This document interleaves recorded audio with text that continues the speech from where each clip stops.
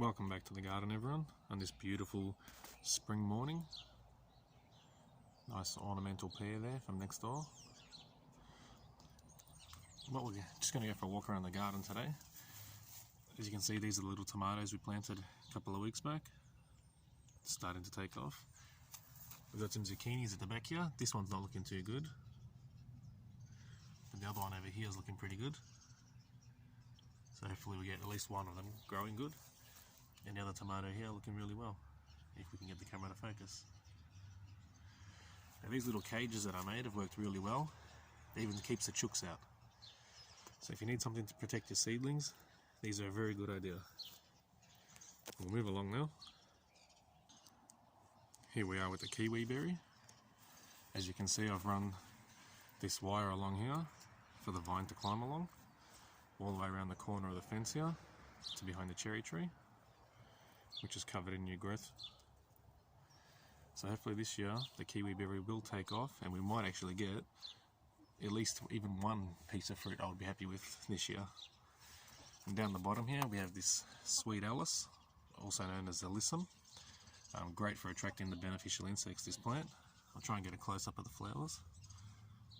See if we can get to focus. And there's coloured ones as well, purple and pink.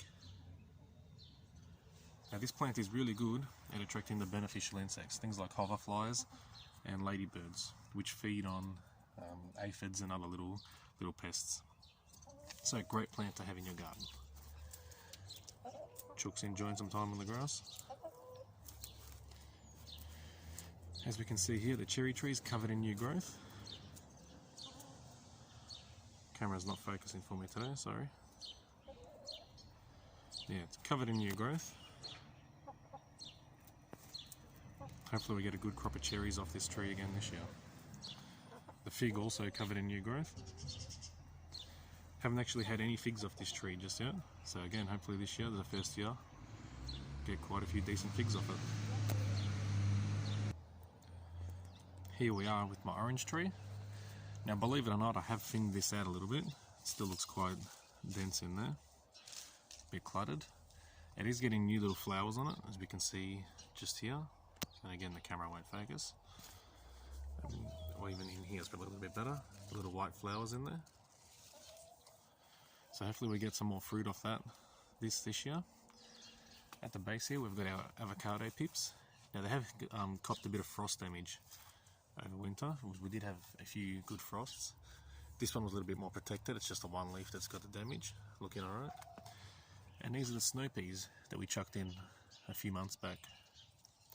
It's just climbing everywhere. I've just let them go wild. They were hanging over the side of the barrel here, but the chooks got to them. There's a couple more here. Not in the best condition, the plant.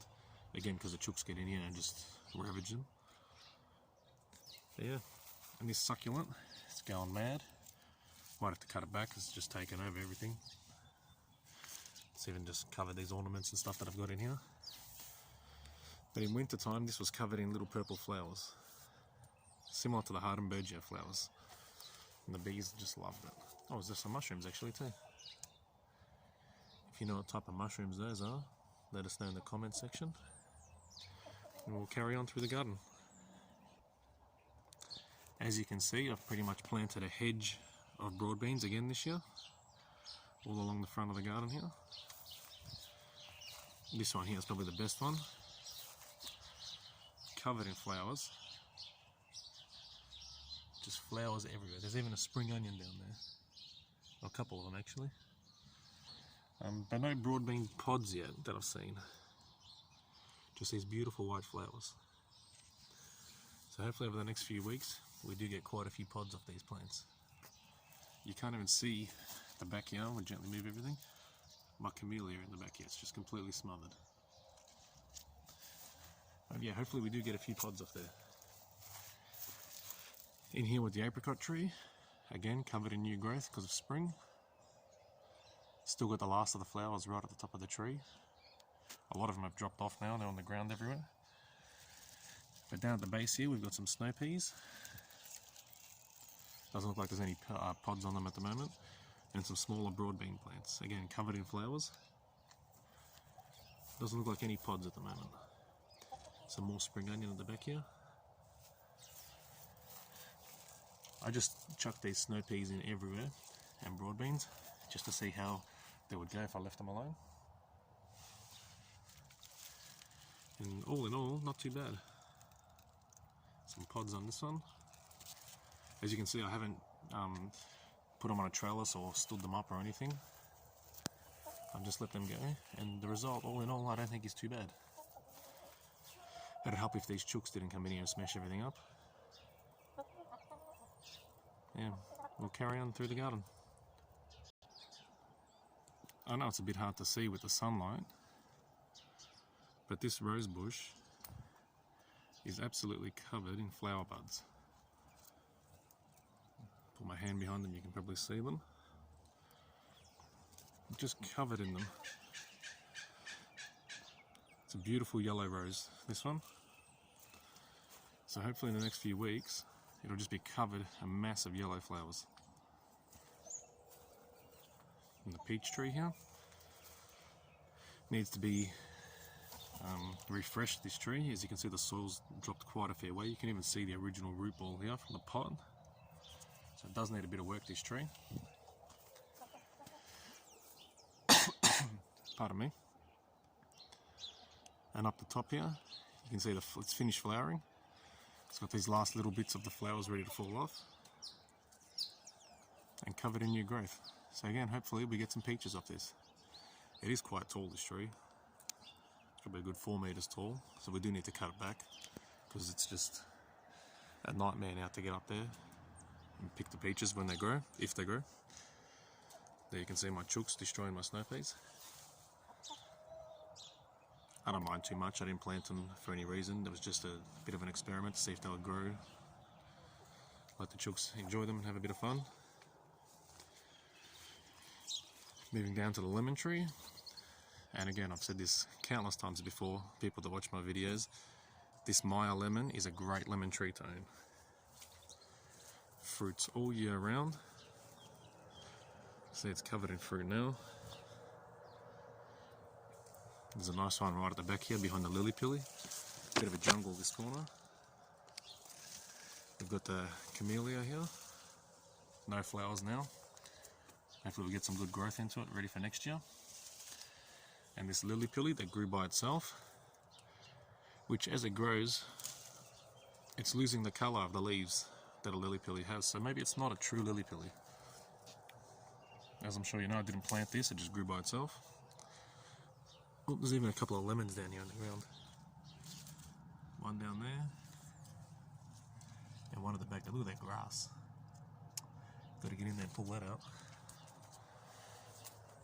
But yeah, this lemon tree, if you're looking for a lemon tree in Melbourne, the Maya lemon is a great lemon to grow. Here we are with my iceberg climbing rose, covered in new growth. It's looking pretty well this year, no black spot on it whatsoever. It's got a few flowers that came out early and the frost just cooked them. Down at the base here, we've cleaned it up. There was a ground cover plant in here, but we ripped it all out. We decided to go with this carnation. It's got pink flowers at the moment, and this carnation, every time it flowers a different colour. So they'll be all pink, then they'll all die back, and they might come back all red, and then they'll change and they'll be all yellow. So it's pretty cool to watch this plant grow. And along here we've got the diosma hedge. A lot of people don't like this plant. I don't know why. Maybe it's the smell of the flowers when you touch them. They give off a bit of a not nice smell. But I like the flowers, and I love that these plants attract all the tiny beneficial insects, which in turn attract all the little birds. Little finches, fairy wrens, sparrows. You can see them all the time in the garden because of this plant. So there is an upside to having it. Here's another one of my roses in here, smothered. The amount of times I've cut this diosma back, and even this succulent in there, the amount of times I've cut them back and they just take over like crazy. We might actually have to relocate this rose so that it grows a bit nicer. But yeah, diosma is a very underrated plant. Alright, back here with the olive. As you can see, I've taken the net off, picked all the olives off, and cut the plant right back, or the tree. And we ended up with about, I think it was about 4 or 5 kilos of olives in the end. And we've since put them into jars and brine in the hope that we can eat them in the next few weeks. The tree is actually covered in a fair bit of new growth at the moment. You can see the light green, pale green leaves. Yeah, I did make a video actually of the curing process of the olives, but it didn't save, so unfortunately we won't be able to watch it.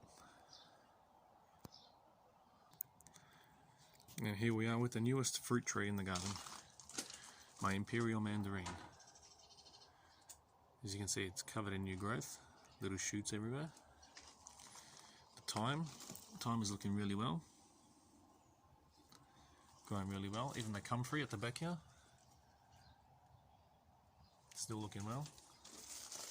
Look at this, weeds already. They never stop, do they? And here the marigold flowers are starting to open up.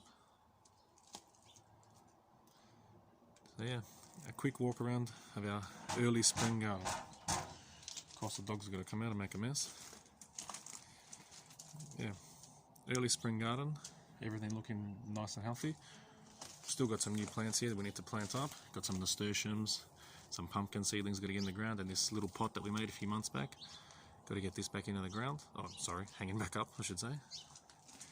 But yeah, early spring walk around. I hope you enjoyed the video. If you did, please subscribe to my channel. And thanks and bye for now.